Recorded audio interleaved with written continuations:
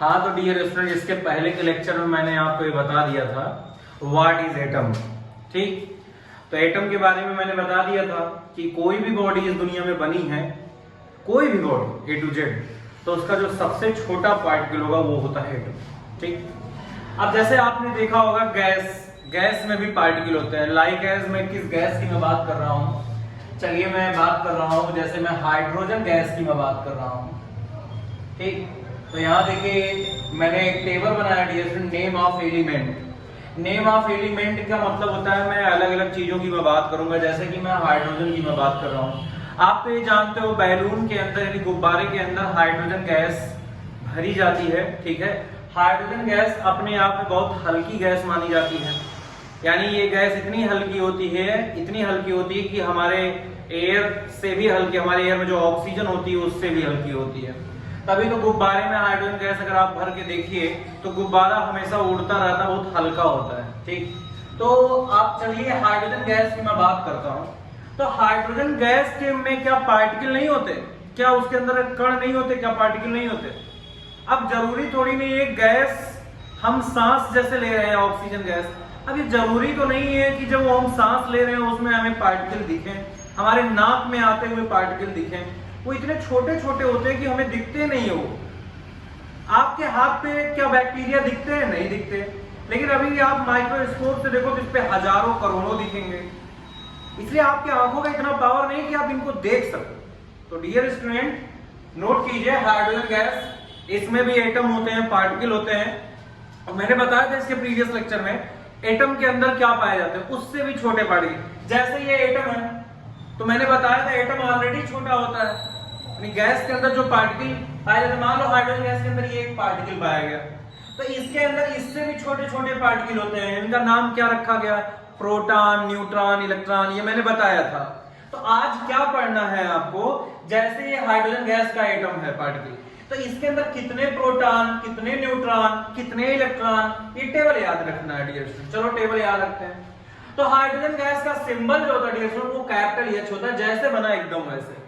ठीक, इसका atomic number अगर मैं आपसे पूछूं तो आप ये समझिएगा इसमें कितने इलेक्ट्रॉन पाए जाते हैं, मतलब number of electron. Number of electron, मान लीजिए आप इलेक्ट्रॉन नहीं समझ पाते हैं, मतलब इलेक्ट्रॉन, इसी को ये भी कह सकते हैं नंबर ऑफ प्रोटॉन।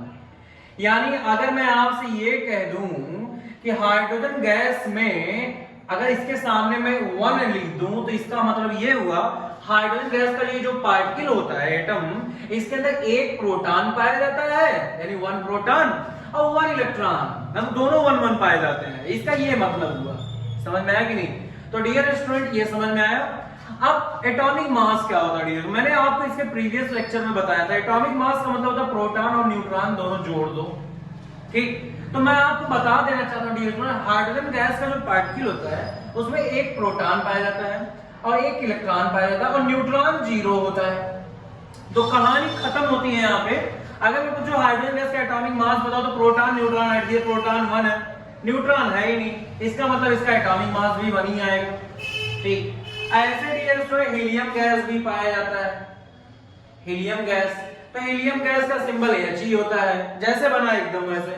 और इसमें याद रखे रहिएगा 2 प्रोटॉन पाए जाते हैं, 2 इलेक्ट्रॉन पाए जाते हैं। ये देखो 2 इलेक्ट्रॉन और 2 प्रोटॉन पाए जाते हैं। ठीक, और जबकि न्यूट्रॉन की बात करें तो इसमें न्यूट्रॉन एग्जिस्ट करता है, मतलब 2 न्यूट्रॉन। अब अगर मैं आपसे पूछूं कि हाइड्रोजन हीलियम गैस का एटॉमिक मास बताइए, तो आप बहुत सिंपल है, 2 प्रोटॉन 2 न्यूट्रॉन ऐड करके 4 बता दीजिए। ठीक, समझ में आया स्टूडेंट? ऐसे लिथियम भी होता है। तो लिथियम अपने आप में एक मटेरियल है, जैसे प्लास्टिक होता है ऐसे लिथियम। ठीक, लिथियम का सिंबल Li होता है। ठीक, तो Li, अब मटेरियल तो जरूर उसमें पार्टिकल तो पाए ही जाएंगे। ठीक, अब अगर लिथियम की मैं बात करूं तो इसमें 3 इलेक्ट्रॉन 3 प्रोटॉन होते हैं, जैसे कि ये समझ लीजिए, ये 3 इलेक्ट्रॉन है 3 प्रोटॉन। न्यूट्रॉन भी इसमें देखा जाए तो नहीं, न्यूट्रॉन 4 होते हैं डियर स्टूडेंट। तो लिथियम का एटॉमिक मास की मैं बात करूं तो 3 और 4 मिलकर कितना 7 हो जाएंगे। ठीक, तो डियर स्टूडेंट ऐसे ही टेबल है। ठीक, उसके बाद बेरिलियम होता है, ठीक, बेरिलियम जैसे अपने आप में भी एक मटेरियल, जैसे आयरन लोहा देखा है आपने, ऐसे बेरिलियम होता है। बेरिलियम का सिंबल Be होता है। ठीक, इसमें देखा जाए तो 4 इलेक्ट्रॉन पाए जाते हैं डियर स्टूडेंट, समझ में आया कि नहीं। प्रोटॉन भी देखा जाए तो 4 के ही हिसाब से होते हैं, मतलब 4 इलेक्ट्रॉन होते हैं, 4 प्रोटॉन होते हैं, लगभग 4 न्यूट्रॉन भी होते हैं। तो इसका एटॉमिक मास की बात करो डियर स्टूडेंट, तो प्रोटॉन न्यूट्रॉन दोनों जोड़ दो, 4 4 मिलके 8 हो गया। यही कहानी है डियर स्टूडेंट। बाकी 4 लोगों का मैंने लिखा है, इंट्रोडक्शन था, बाकी मैं और आपको बताऊंगा ये लेक्चर मेरा छोटा रहेगा डियर स्टूडेंट। तब तक के लिए आपको समझ में आया तो सब्सक्राइब करें, ठीक, तब तक के लिए बाय।